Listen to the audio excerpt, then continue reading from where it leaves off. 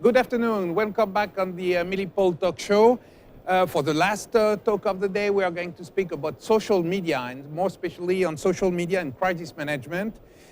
In the recent event in Paris, we have seen that the social media, as in many other big events, we have seen social media was used by the population, and also by the media and by the government. It's a big box now where you can relay all kinds of information, but not only information, sometimes rumors, sometimes misinformation, sometimes disinformation. So it's something that we are going to talk with my guest. My guest will introduce themselves in a roundtable very fast in a minute. But we are going to speak on the use of social media, how to monitor social media, how to see the forecast of the social media in a crisis management. All those topics we are going to speak with our different guests. So first of all, maybe Delphine can introduce herself. Well, my name is Delphine Arias. I work for d'Everywhere. It's a French company. We're making services with geolocation, real-time geolocation, and a part of it is more civil protection.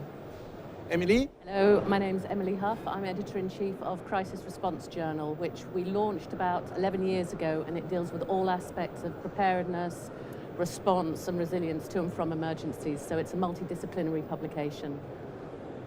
Hi, I'm Fabrice Papoin. I'm a teacher at Sciences Po University in Paris. I teach social media warfare, information warfare, and the way propaganda is used on social media. I'm also the editor of a software named Sobargal, that's Social War Game, who is basically the equivalent for social media to Flight Simulator for the airplane industry. Hello, I'm Marc Contat from Airbus Defense and Space, so the branch dedicated to defense, space and security application from Airbus. And I am a project leader in a research project for mainly using media, social media, and all information available to make some intelligence dedicated to security, defense, or health purpose. Beer. Okay. Hello. Good afternoon, everybody. My name is Bear. I come from Notices from China, and we provide the notices intelligence system for governments and also for big companies to help them to find the threat in the social media and find the valuable information from social media.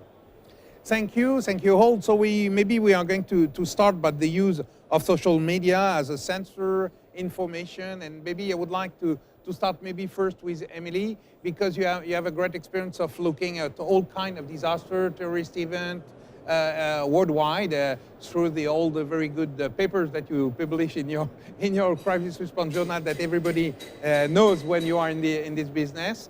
What is your feeling of the role now of social media in disaster and crisis?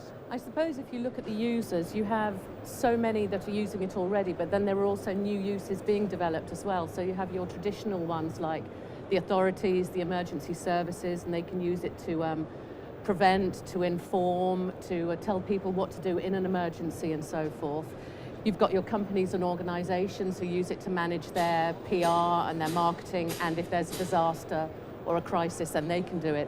But you've also got your researchers, researching trends in health and so forth, or communities who are also helping to build something from the bottom up, and they're using these social media to connect and to prepare themselves for resilience rather than relying on the authorities to come along and help them.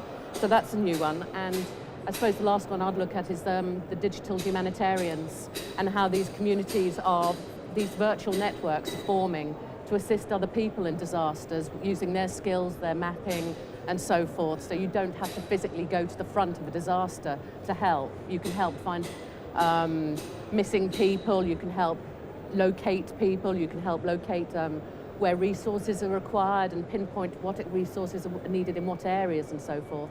And that's just what, there's so many more that are going to come along. It's evolving every day, I think, and more users are discovering what they can do.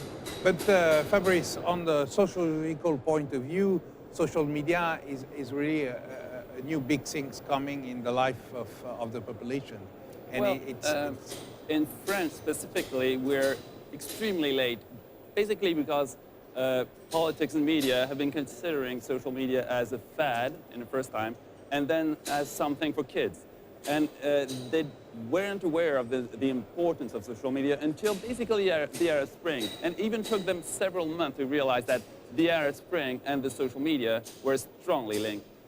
Basically, we've been at least 10 years late compared to a political organization in France like the Front National, who has grasped the social media from the start.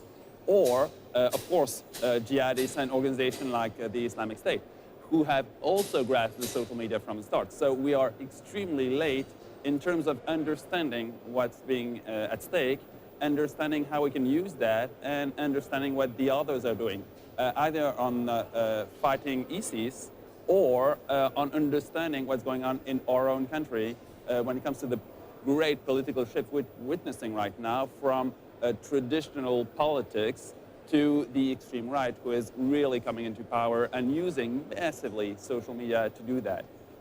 Okay, so we see the weight of social media in the society, which is growing. So that means that for many organizations, they want to know what's happening on those networks. And I would like to understand a little bit how you can monitor social media. So we have two specialists over there, one from Airbus, one from China. So it's interesting to get two different views on that. Maybe we can start with Airbus and so please. Okay, the goal, of course, the use of social media can have different purpose. Meaning we've seen in the past event, we can either detect some crisis, so we try to either analyze on real time what is going on to detect any event appearing that can be obviously highlighted by all the tweets, all the information that is available, but also there is another branch of research that would be how to use this information that we can retrieve from the social media. Meaning how to interpret, how to understand what are the useful and extract the useful information from the total amount of data that we can get from social media. And there is also this legally purpose. We cannot obviously follow all the social information, social media information that is available. So we have to. Yeah, you have the public and the private exactly. part, which we will see. It's a little bit different legally, at least. Not technically. Not anymore. Not since yesterday. Yeah. With It's the totally legal in now. In France. In France, soon in every country in Europe, but at least in France it's legal now. Okay. But the goal would be for us really to be able to extract all this information and to work on one kind of valuable information among all this data available. And the challenge would be to work on the disinformation, to work to detect fake, misinformation with intents, disinformation, and to extract really what we can provide to operators, to users. What can they need, what can they need at a certain time, and to be able to extract this useful information. That is our main concern. You work on the same path? No. Just like you ask how to use the social media, I think it depends on the people. To bad people and to the good people. For the normal people, we use social media for love, for relationships, for our feelings. But for the bad people, the social media is a weapon. The social media plays to fighting, to fight to get the mind of the youth people, control their mind to do the bad things. This is the weapons to the bad people. That is why we should monitor them. As government, we should monitor these activities. The social media, the bad content, like content threat, the content virus, they will go to the mind of the young people, go to control their mind, to do the bad things. Alors, we have to wait there, which is interesting, because we are, on one hand, the issue of social media, what I will call social media intelligence. Yes. And on the other hand, that when we speak with Emily, it's more the social media integration in crisis management and the use of positive. So we see the different usage, which makes interesting. We are going to come back on those big issues, but I would like to go first on the third part of using social media, is using application and social media for warning and for alerting people in case of emergencies, and that's what you do in everywhere. Yes, that's right. That way. Of course, we've been working on a European project and to monitor the system. The thing is, when authority want to communicate to the citizen, they don't know how to do that and how to get out of all the rumor and all the topics that all the good and bad people talking. So we've been developing an application smartphone so you can, geolocated information. So you got the good message for the good person, well, the person who are involved in the right area. So that's, the smartphone will be launched the next summer. It's called Nautico. And this one, you just choose an area, and as an authority, you can have a direct connection with the citizen, and you can know if they read or not the message, and they could have it on their own language. Problem is sometimes you get connection, but in France, for example, what happened last week in Paris, we don't have just a French, we can have English people, German people. So they need to know how to react, what to do, and they will do good information from the authorities. In their language? In their own language, yeah. And when they get inside the zone, they know how to react. For example, yesterday in Saint-Denis, the mayor could say to the citizen, get out of the window, get inside your room because we got the police problems and they know what to do. Otherwise, they don't call the radio and make rumor and go using social media and, get a mess with all of that. Yeah. So when we come back, it's interesting to come back also to this dual use of exploitation of social media, I would say. The use of intelligence, where you are going to track at the same time information, IP, authors, make networks of people using those social media and so on.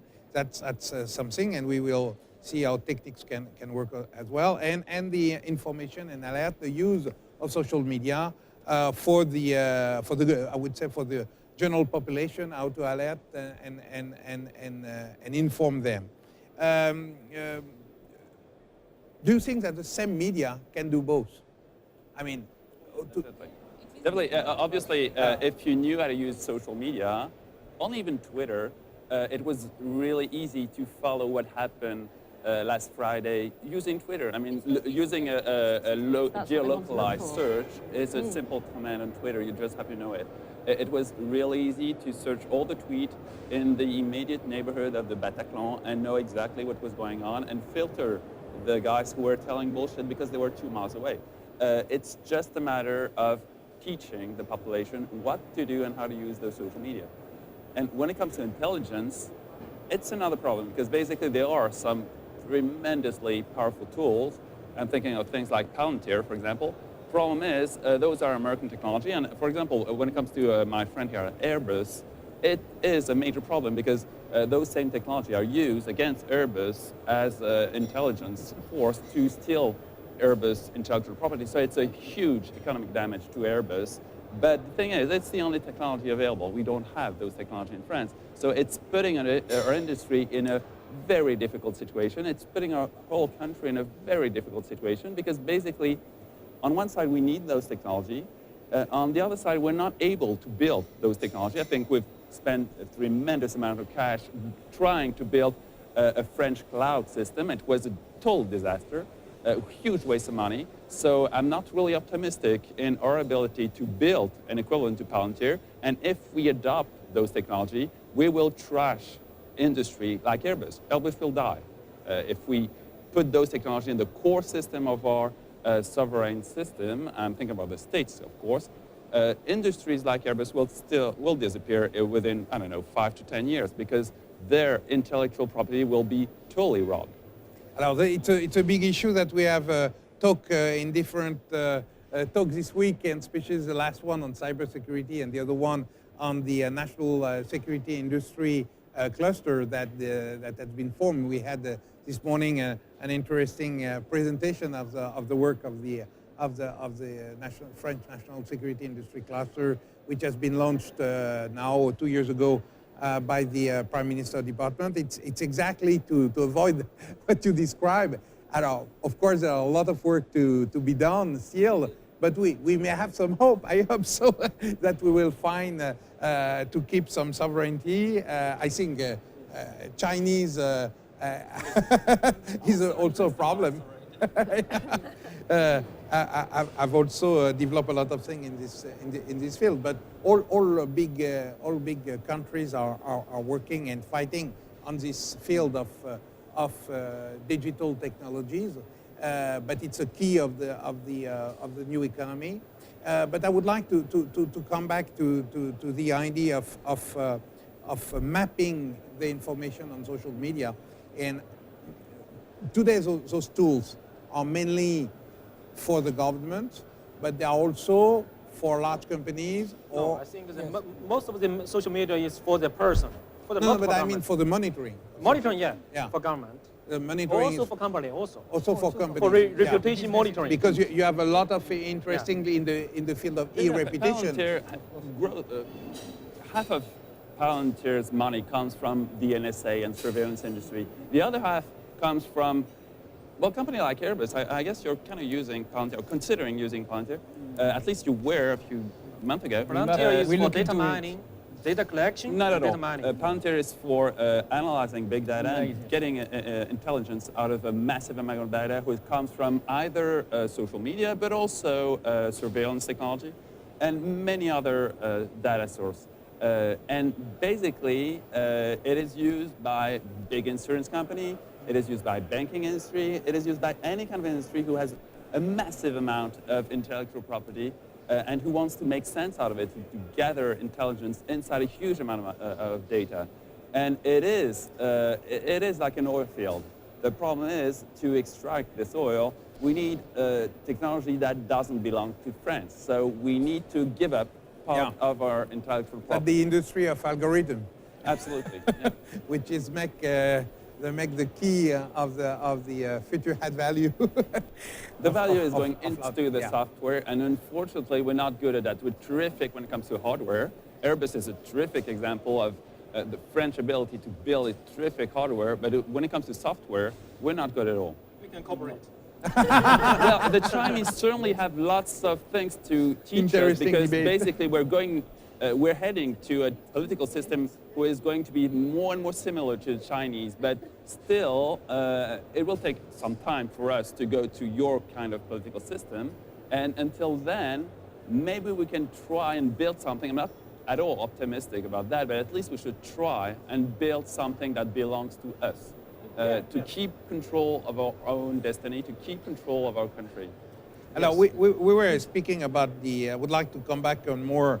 I would say concrete use of the system today, especially not for government, because government we know, and especially in the field of intelligence, counterterrorism, and so on. But I would like to come more on the aspect of civil security, civil defense, and security of citizens. And in this field, it's not always easy for government to, I mean agencies in charge to really make their own of social media, because it's a new tools, meaning new resources in manpower, new people trained, and so on. And it's not easy. So how do those organizations cope? Because you see, with that. Their natural instinct is to control it. And the whole point of social media is that it's not controllable. It is about the individual, and it is about young people who don't really see necessarily the same borders or communities that we see. They might not see it in terms of France. They might not see it in terms of anything. They see it in terms of news. I look at the way that my daughter uses social media. And, you know, Snapchat, that's where she gets her news now. I'm not saying it's accurate or inaccurate, but you can sort of guess there's 2 points. As soon as the government really starts to get heavily involved, or the big organizations, most of the users, i.e. the young people, are going to think, we're moving on to something else because it's becoming too traditional already. So that's something it has to be aware of. But in the different government or agencies you meet in the field of civil defense, firefighters, and so on, how do they cope with the social media? Very good examples, and there's some quite good. I was reading through some UK government advice that came out, telling fire services and so forth what they should be doing, and how they should engage and start it. It was a very basic guide, you know, how they should engage their communities first. Then they should start getting a bit more brave and talking to them, and maybe doing a retweet or two or something like that. But that's, to be honest, what you need is someone within there who's a champion, who understands how it works and understand the, it's such an immensely powerful tool for getting messages out to people, for helping to build community resilience, for helping the response, for stopping people being so scared and pulling back some of the power themselves after an incident, like an attack or something, to get them to be strong together. Yeah. But they've got to be very, very careful not to push it too far and not to be too authoritarian in the way that they're doing it. People always go, you know, I think Twitter is now the natural medium for people to look at for the news. I mean, I certainly didn't bother watching the TV last Friday. I was on Twitter seeing what was going on. Now that's got the problem of all the misinformation, the malicious information, so forth, which we saw a lot of that in the riots in London in 2011. Some of the memes that went around there, you know, the London Eye on fire, which it couldn't because it's made out of steel. There were tigers roaming the streets of Notting Hill. No, they weren't. It was old footage from a zoo in Italy, I think, or something like that. So what the governments and the authorities, what local authorities have to understand is they have to be monitoring this constantly. And even the London Metropolitan Police said they didn't get it right that time. They weren't aware of the power of social media, and that was 2011. That's not that long ago. You can't, it's not something you give to an intern to do the social media thing. You've got to have a department that's there 24/7 that you can scale up in an emergency. And that's not a negative thing, because it's such a powerful tool, as I said, to get the right messages out, but you have to use it properly. And in between emergencies, try to have a bit of a sense of humor about it as well, because otherwise you can get terribly serious and people switch off. And that's, so you can do it, you know, it's treading a different tone of communication that these authorities have been used to in the past, I think, is the main thing. It's a new way. But when you reach some levels of company or medium-sized company, or you reach a level of city hall, mayor, and so on, it starts to be sometimes difficult to use. You have seen that with the... I think sometimes with social media, the thing that the authority got the problem with the time. Okay, there's really more the speed of the information and communication. Sometimes the mayor can talk directly to the citizen because he wants to protect them. He's not afraid. He loves to speak to the people. When you go to the authorities who are not elected, they're afraid of the reaction and what they do and what's going to, every word need to be thinking. And on social media, they don't think, they just say it. So sometimes the mayor is quicker, so they can use it more. And political can use it because they love it. They want to seduce it. They can make humor, they can make use it. The problem with authority getting older, go bigger, they don't know how to react. They want to be sure of the information. And Twitter got information without to be sure. And I think we got the problem with the speed. It's too speed for them. Yeah, the speed is a problem, and the sociology of of the user compared to the sociology of the emitter. So if you're too slow and you're not there, Fabrice. Time on social media is a problem because it's not only speedy, it's also lengthy in that I can take a tweet made by a state secretary he made 1.5 years ago and retweet it and put it right into his face. And of course, we all know that all politicians change their mind from a week to another. And you can easily find tweets from all of our politicians that are a few months old. And if you put them into the light today, they will seem ridiculous, totally ridiculous. For example, if you take our Prime Minister proposal after the terror attacks, you can compare them with Marine Le Pen's suggestion that she has been doing for the past 10 years. Those are exactly the same. And this is a major problem with social media. Time does not go by. There are archives and everything you have to be accountable for. It is a major threat to our current political system. Our current political system will probably not resist this threat because it is caught into a huge lie, and the lie is really easy to show. You just have to search an old tweet or an old article. This wasn't possible 10 years ago because obviously nobody kept the archive of The Guardian at home or Le Monde. It is extremely easy to now do. it's online, more or less. Not everybody. Today, anybody can use Google to look at former articles and showcase how ridiculous the situation is and how incompetent any kind of politician has been with dealing with those terror attacks. Now, it's interesting, but that's true that digitization now it's so huge that the archives are, everything is available in everything is available in archive. For example, France Inter, which is the major radio station in France, state-controlled radio station, has been changing its archive just after the terror attack, when a Syrian passport has been found on the ground. And basically, they have been updating their previous article that were basically telling, no, there is no terrorist inside the migrants. This is fantasy. It doesn't happen. And they changed and updated that article. And they got busted immediately. And this is a state-controlled media. I mean, this looks like 1984. It's a chapter in 1984, but it's today, 2015, and it's our country, which is really frightening and which poses another major problem on social media is that once the traditional media went on social media, they lost every bit of credibility they had. Interesting.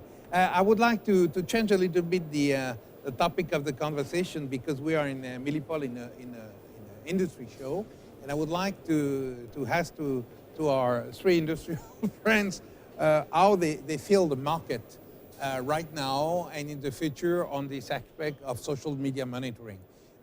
More broadly, I would say the use of the new technology to inform and to assist population in emergencies. How do you feel that? Because I know that there are two subjects. Yeah, the market. How do you feel the market? Okay. I'm the first, okay? Yeah, you are the first. I think the market is very huge because now nearly everybody uses social media. And social media is like a revolution. You know, it connects all of us on Earth, and from this is wide collection and from top to down. President Obama, he can publish his message directly to his followers. So this is a revolution. So this market is very huge. Everybody, as personally, we can use the social media for my personal usage, but for company, for the government, we can look the social media as a sensor. You know, each author is like a sensor of the society. We can use it to get the information what we need for reputation, for intelligence, for a lot of things, for study, for a lot of things. This is a new information age. Not like the computer network age. It's because it connects the people's mind. To me, it's a revolution. So this market is very huge. And to our company, we already have some customers. Normally, the national department, they investigate into this field to get many intelligence. They are happy. They see the result. They can understand what they're picking, what they're talking about, what they're thinking about, what are their requirements. You know, the government, they should work for the people and for the people, for their requirements, so then they know what they want. You know, so they can, if there are some crises, if there's something will happen, bad thing will happen, they can predict from the social media, from the people's mind. You know. Alors, Marc, how do you see the market? The market, obviously, within security, a lot of application, a lot of demands regarding this new media and this amount of information. There is also a lot of new requests regarding opinion analysis and trends, influencers, how to follow. We spoke already about the speed of the spread of the information, so the tools have to be efficient in order to provide rapidly the best information at the good time to the people who need it. That could be business intelligence, that could be even for brands. So there are also a lot of potential, but the main issue is still to be able to analyze all this amount of data and to really retrieve the useful information. There are new research topics regarding this opinion analysis using distributed knowledge like this, and the next challenge will be how to be able to exploit and to provide this tool to the right customer. And this tool, because for now, you need a quite extensive training for using it. No? Exactly, extensive training and means, meaning it cannot be used or be provided by all kind of companies, because now the the means to analyze that and to store and to retrieve some information are quite huge. Quite huge. And that is one of the difficulties, for example, for small companies to have an influence on the market. That is difficult. Delphine, how you see the market for? Well, for us in civil protection, we got, with the climate change, a lot of ask because we got a lot of, earthquake, flood. And market asks us a tool is efficient, is got a quick answer, and respect privacy. Because with digital, we've got a big problem with privacy, to respect the right of everyone. So we try to find that. And at the same time, have the good person at a good place. Even Twitter, you can have a geolocated Twitter, that's right, but not everyone got Twitter. The percentage I've got is like 15% of the citizens got Twitter. That's right, it's really useful, it's efficient, but sometimes you don't talk to everyone. So you need to get connected, all the system, and got the same message, you got something coherent, got this good message. Alors Fabrice, I don't speak to the Sciences Po teacher, but I want to speak to the developer of the company. So what is the market you envisage for your training system? What I'm working on, and I'm actually working also on it as a teacher, is some sort of social media sandbox where you can simulate any kind of situation, crisis situation or anything basically, and dive into this like in a war game. It's quite similar to what the military use as a war game. Except that you're playing in Facebook and Twitter. And you can put students in this environment and let them face a real crisis that is totally simulated. Right now in Sciences Po, we're playing a major crisis with terror attacks and lots of stuff around the palm oil industry, which is a traditional industry, nothing really bad, but still we're programming a major crisis with many different possibilities inside the palm oil business, and our goal is to teach those students how to react in those kind of situations. But it can use, those kind of things can be used to, for example, teach a huge company like AXA, which is a huge insurance company in France, how to convert part of those people who are today selling insurance in little shops in the street to do the same thing on Facebook and Twitter, which is a huge deal for those companies because they need to sell on those social media. You can use this in many kind of situations, and the market potential is absolutely huge when it comes to teaching people by simulation. If you look at the airline industry, you wouldn't take an airline with a flight with somebody who never trained on a flight simulator. It's obviously your pilot is going to be trained and trained again on a flight simulator before taking the command of a real aircraft. We're basically providing the same kind of service for anybody involved in social media, and our strategy is to think that everybody in a company will be involved. Not only the community manager, but anybody in the company will have to get involved and to understand deeply. And the way to understand deeply this is by practicing. But of course, you need somewhere to practice safely, just like the military, same thing.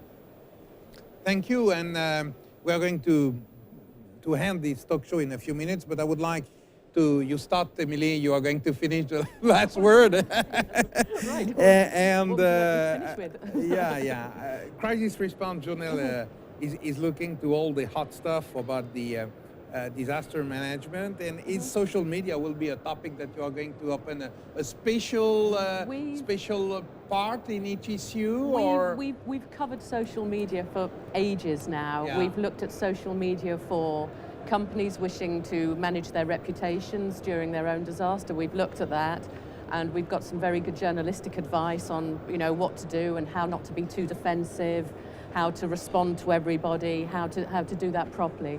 We've looked at the use of social media in emergencies and disasters and all the novel uses that are being used for, that are being found for it.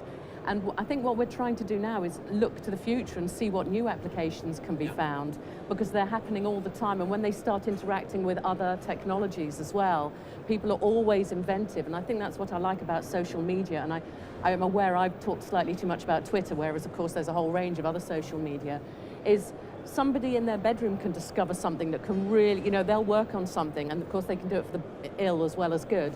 But they can find a new use, find a new community, find something they can do that will help in emergency response and disaster management. And that's exciting. That's really exciting. Thank you, Emily. So thank you to our guest. I think we are going to finish. As I said, always 30 minutes is very short, but I will hope that you will enjoy to review it if on the on the Google, YouTube, Google, YouTube, Milipol channel. I will arrive. It's the end of the day. I'm tired. Sorry. Okay. And so you will be able to review this talk by tomorrow.